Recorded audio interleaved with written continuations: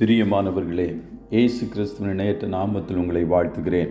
இந்த மன்னாட்டுடைய டெய்லி பாட்காஸ்டை கேட்கிற உங்கள் ஒவ்வொருவரையும் கர்த்தர் ஆசீர்வதிப்பாராக.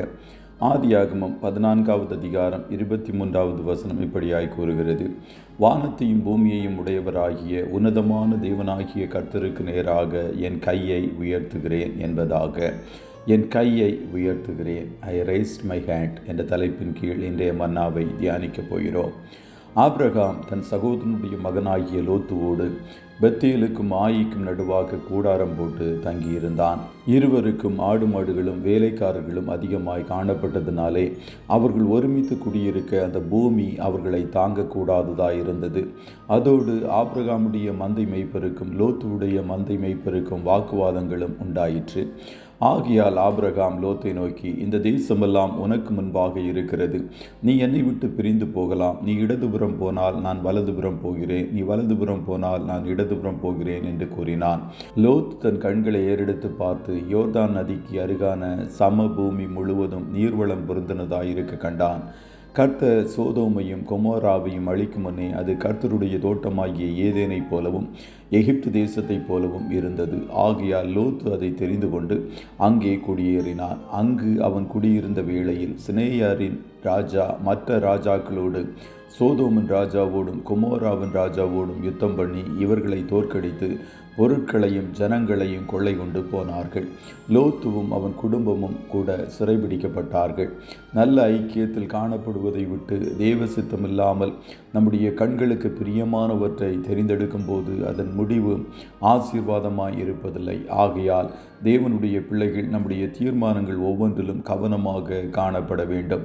லோத்துவும் அவன் குடும்பமும் சிறைபிடிக்கப்பட்டதை கேள்விப்பட்ட ஆபிரகாம், என்னை விட்டு பிரிந்து போனதினால் இதுவும் வேண்டும், இனியும் பல காரியங்கள் சம்பவிக்கட்டும் என்றிருக்காமல் தன் வேலைக்காரர்கள் 318 ஆட்களுக்கு ஆயுதம் தரிப்பித்து அவர்களை பின்தொடர்ந்து போய் அவர்களோடு யுத்தம் செய்து அத்தனை பேரையும் பொருட்களையும் மீட்டு கொண்டு வந்தான்.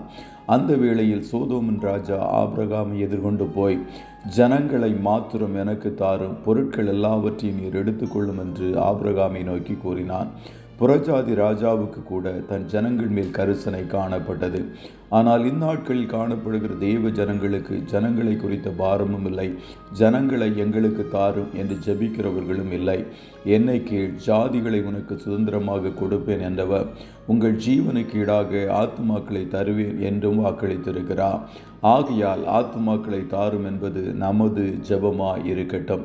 பொருட்களை நீர் எடுத்துக்கொள்ளும் என்று சோதோமின் ராஜா ஆபிரகாமோடு கூறின வேளையில் ஆபிரகாம், நான் என் உன்னதமான தேவனுக்கு நேராக என் கைகளை உயர்த்துகிறேன், அவர் ஒருவரே என்னை ஆசீர்வதிக்கிறவர், அவர் ஒருவரே எனக்கு மந்தையின் பெருக்கத்தை தருகிறவர், அவர் ஒருவரே என்னை பெருக பண்ணுகிறவர்.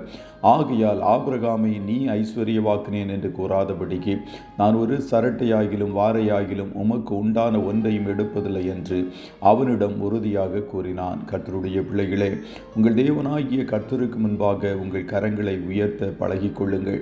அவர் ஒருவரே உங்களை உயர்த்துகிறவர், அவர் ஒருவரே உங்களுக்கு நன்மையான ஈவுகளை தருகிறவர். தேவனை நோக்கி தன் கரங்களை உயர்த்த பழகினவர்கள் ஒரு நாளும் மனுஷர்கள் முன்பாக கையேந்துவதில்லை.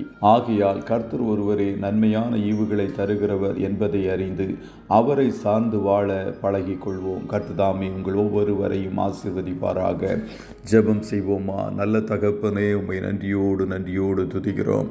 இந்த மன்னாற்றுடைய டெய்லி பாட்காஸ்டை கேட்கிற உடைய பிள்ளைகள் ஒவ்வொருவரையும் கர்த்ததாமே ஆசீர்வதிப்பீராக. தகப்பனே, எங்கள் பரிசுத்த கரங்களை உமக்கு நேராய் உயர்த்தி ஒரு உத்தமமான ஜீவியம் செய்ய கர்த்தங்களுக்கு நீர் உதவி செய்வீராக. உம்முடைய பிள்ளைகள் உமக்கு நேராய் கரங்களை உயர்த்தி ஜெபிக்கும் போது அந்த மோசேயின் கரங்கள் உயர்ந்திருந்த வேளையில் ஜெயத்தை கட்டளையிட்ட தேவன் உம்முடைய பிள்ளைகளுடைய வாழ்க்கையில் எல்லா காரியங்களிலும் ஜெயத்தை கட்டளையிடுவீராக. காரிய சித்தியை உண்டு பண்ணுவீராக. போக்கிலும் வரத்திலும் உடனிரும் கண்ணின் மணி போல காத்தருளும். ஆட்டுக்குட்டியானவருடைய இரத்தத்துக்குள்ளாய் ஒவ்வொருவரையும் கொடுத்து இயேசுவின் நாமத்தில் வாழ்த்தி ஜெபிக்கிறோம் நல்ல பிதாவே. ஆமென்.